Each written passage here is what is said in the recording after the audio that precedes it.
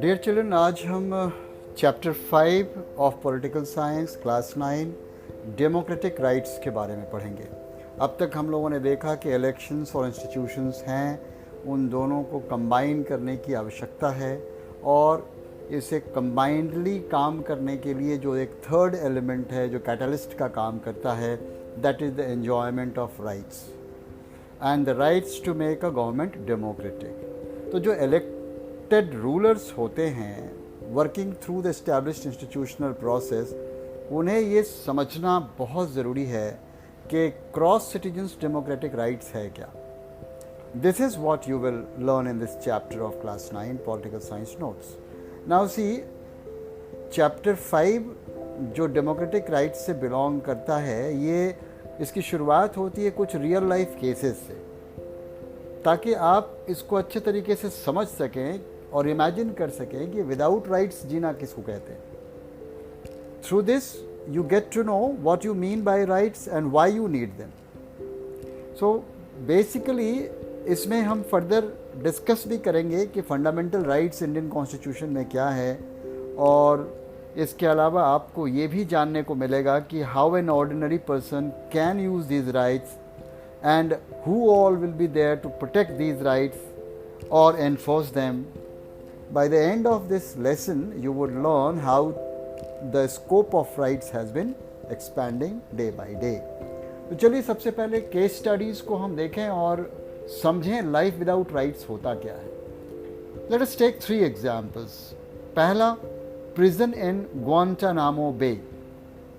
The American government ने secretly pickup किया लगभग 600 लोगों को from all over the world और उन्हें इम्प्रिजन कर दिया ग्वांटानामो बे में. The government said that they were enemies of the US and linked to the attack on New York on 11 September 2001. Right? दूसरा एग्जाम्पल लेते हैं हम, citizens rights in Saudi Arabia. Saudi Arabia में the position of the citizens with regard to their government is as mention below. क्या होता है ये मैं बताऊंगा आपको. The country is ruled by a hereditary king and the people have no role in electing or changing their rulers. दूसरा, the king selects the legislature और साथ ही साथ एग्जीक्यूटिव का सिलेक्शन भी वही करते हैं. सिटीजन्स को कोई पॉलिटिकल पार्टी फॉर्म करने का अधिकार नहीं है, ना ही किसी पॉलिटिकल ऑर्गेनाइजेशन को वो इस्टेब्लिश कर सकते हैं. रिलीजन की कोई फ्रीडम वहाँ नहीं है और विमेन को कई पब्लिक रेस्ट्रिक्शंस में रहना पड़ता है. ये तो दूसरा केस हुआ, सिटीजन्स राइट जो सऊदी अरेबिया में दिया गया है. अब तीसरे केस को देखते हैं, जो कोसोवो में एक एथनिक मैसेकर हुआ. यूगोस्लाविया बहुत ही स्मॉल प्रोविंस था इसके स्प्लिट होने से पहले, और जो पॉपुलेशन थे वो काफ़ी एथनिक थे, अल्बानियन, लेकिन Serbs were in majority in the country. अब नैरो माइंडेड सर्ब जो नेशनलिस्ट थे, मिलोसेविक, उन्होंने क्या किया, उन इलेक्शन में वो खड़े हुए और वो जीत गए. उन्होंने एक गवर्नमेंट फॉर्म किया और उसके बाद उनकी गवर्नमेंट बहुत हॉस्टाइल हो गई अल्बानियंस के तरफ.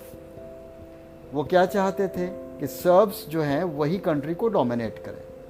तो जो लोग सर्ब लीडर्स हुआ करते थे उस ज़माने में, उन्होंने क्या सोचा कि एथनिक माइनॉरिटीज़ जैसे कि अल्बानियंस हैं, उनको या तो कंट्री छोड़ देना पड़ेगा या फिर सर्ब के डोमिनेंस को एक्सेप्ट करनी पड़ेगी. तो ये जो 3 मेजर एग्जाम्पल्स हैं, इसमें हमने देखा कि सिटीजन्स के राइट्स को किस प्रकार डिफरेंट कंट्रीज़ में कर्व किया जाता है. डेमोक्रेसी में राइट्स क्या है? देखिए, हम सभी लोग चाहते हैं कि हम हैप्पीली रहें, फेयर के बिना रहें, without being subjected to bad treatment, और इसके लिए हम एक्सपेक्ट करते हैं दूसरों को से भी कि वो हमारे साथ बिहेव अच्छा करें in such a way that it does not harm us और हर्ट अस. इक्वली हमारा एक्शंस भी उनके प्रति वैसा ही होना चाहिए. तो राइट है क्या? Right is possible only when you make a claim that is equally possible for others. और ये आता कहाँ से है? A right comes with an obligation to respect others' rights. तो क्या सोसाइटी के द्वारा क्या रिकग्नाइज्ड है एक राइटफुल बनने के लिए, उसकी बेसिस क्या है राइट्स की, इसको भी हमें समझना पड़ेगा. And that is why the nation of rights changes from time to time and society to society. कोई भी ऐसा क्लेम जिसे हम राइट के नाम से जानते हैं, उनमें 3 क्वालिटीज़ होनी चाहिए. पहला, वो जो क्लेम है शुड बी रीजनेबल. दूसरा, the claim should be recognised by society. और तीसरा, the claim should be sanctioned by law. लेकिन डेमोक्रेसी में हमें इन राइट्स की आवश्यकता है ही क्यों? देखो, every citizen has the right to vote. ये तो हमने पहले चैप्टर्स में पढ़ा है, और साथ साथ ये भी पढ़ा है the right to be elected to government. Right, तो राइट्स परफॉर्म करता है एक very special role in democracy. Rights हमें प्रोटेक्ट करता है, माइनॉरिटीज़ को प्रोटेक्ट करता है from the operation of the majority. Rights जो है एक गारंटी है जिसका इस्तेमाल कर सकता है इंसान जब कुछ गलत हो रहा हो. हमारे इंडियन कॉन्स्टिट्यूशन में जो राइट्स हैं, अब हम उनके बारे में जानने की कोशिश करते हैं. आपको पहले से पता है कि कॉन्स्टिट्यूशन प्रोवाइड करती है 6 फंडामेंटल राइट्स को. Let us discuss them one by one. The first right that the constitution gives to every citizen of the country is right to constitutional remedies. अब ये है क्या? Right to constitutional remedies empowers the citizens to move to a court of law in case of any denial of the fundamental rights. The second right that Constitution provides to every citizen is the right to equality. Constitution कहती है कि जो government shall not deny to any person in India equality. कहाँ? Before the law or the equal protection of the laws. इसका मतलब यह हुआ कि जो law बनाए जाते हैं वो अप्लाई होता है in the same manner to all regardless of a person's status. इसे हम रूल ऑफ लॉ के नाम से जानते हैं, which is the foundation of any democracy. इसका अर्थ यह भी हुआ कि कोई भी व्यक्ति लॉ से ऊपर नहीं है. There cannot be any distinction between a political leader, government official and an ordinary citizen. अब इसको फर्दर इलस्ट्रेट करके हम समझने की कोशिश करते हैं कि government shall not discriminate against any citizen on grounds of religion, race, caste, sex और place of birth. Second point है इलस्ट्रेशन में, every citizen shall have access to public places like shops, restaurant, hotels and cinema halls. The third is there shall be no restriction with regard to the use of wells, tanks, bathing ghats, roads, playgrounds and places of public resorts maintained by the government और dedicated to the use of the general public. And fourth, all citizens have equality of opportunity in matters relating to employment or appointment to any position in the government. Now, in continuation with the rights being provided by Constitution, the third right is right to freedom.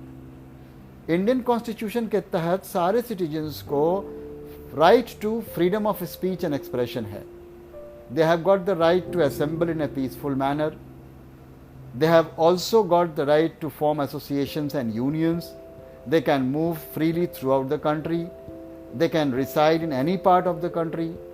And at last, they can practice any profession or to carry on any occupation, trade or business. तो ये तो बात हुई right to freedom की.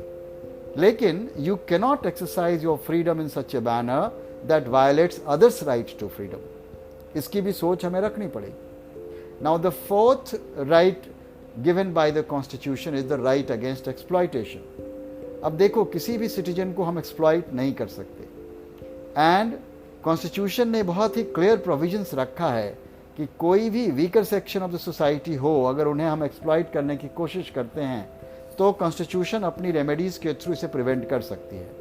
Constitution ने 3 specific evils को mention किया है इस राइट के तहत. पहला, उसने कहा कि traffic in human beings can not be done. Traffic here means selling and buying of human beings. Usually women ज़्यादा विक्टिमाइज्ड होते हैं फॉर द इमोरल पर्पसेस. दूसरा, कॉन्स्टिट्यूशन ने प्रोहिबिट किया फोर्स्ड लेबर के लिए या बेगर को एनी फॉर्म के लिए. Begar is a basically practice where the worker is forced to render service to the master free of charge और at a nominal remuneration. When this practice takes place on a life long basis, इसको हम bonded labour के नाम से जानते हैं, जिस पर कॉन्स्टिट्यूशनल रेमेडीज ने बिल्कुल प्रिवेंशन लगाया। और third, constitution prohibits child labour. Under this no one can employ a child below the age of 14 to work, चाहे वो फैक्ट्री में हो, माइनिंग एरिया में हो, या कोई हैजार्डस वर्क के लिए, चाहे रेलवेज में या पोर्ट्स में। 14 साल से नीचे उम्र के बच्चों को कोई भी किसी भी प्रकार से चाइल्ड लेबर के लिए इस्तेमाल नहीं कर सकता है। Now the fifth right given by the constitution is right to freedom of religion. प्रत्येक व्यक्ति को इस भारतवर्ष में एक राइट है to profess, to practice, to propagate the religion he और शी बिलीव्स इन। इंडिया एक सेकुलर स्टेट है, जिसका अर्थ है कि इंडिया में कोई भी ऐसी एस्टैब्लिशमेंट नहीं है जो किसी भी रिलीजन को एक ऑफिशियल रिलीजन करार दे सके। Freedom to practise religion does not mean that a person can do whatever he wants in the name of religion. जैसे कि one can not sacrifice animals, या ह्यूमन बींग्स को sacrifice करके, या offering के तौर पर सुपरनैचुरल फोर्सेस के द्वारा या फिर गॉड्स के द्वारा, मतलब ये प्रैक्टिस को आगे नहीं रख सकते। अब जो अगला राइट दिया गया है constitutional, that is cultural and educational rights given to every citizen of the country of India. Now Indian constitution में स्पेसिफाई किया गया है कल्चरल एजुकेशनल राइट्स को, specially rights of the minorities में ये आती है। कहते हैं any section of citizens with a distinct language और culture have a right to conserve it. Admission to any educational institution maintained by the government or receiving government aid cannot be denied to any citizen on the grounds of religion or the language an individual practices or speaks.